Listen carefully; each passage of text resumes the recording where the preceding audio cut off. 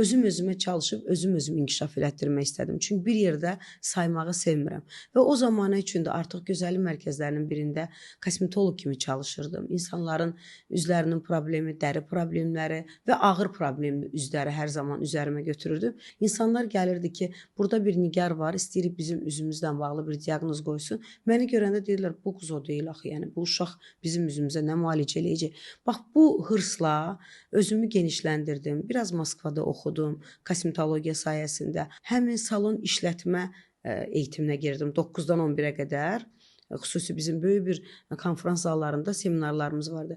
Həm də paralel olaraq kosmetologiya sahəsi üçün getdiyimə görə arada 2-dən 4-ə qədər də makyaj dərslərinə girirdim. Master klasslara qatıldım. Biraz Türkiyəyə, biraz Moskva şəhərinə, biraz Piterdə. Yəni mən bunları artırmaq üçün master klasslardan kvalifikasiyanı daha üstün bildim ki, mən gəlib ölkəmdə bir xanımın qarşısında bu işi performans olaraq göstərəndə daha peşəkar olum.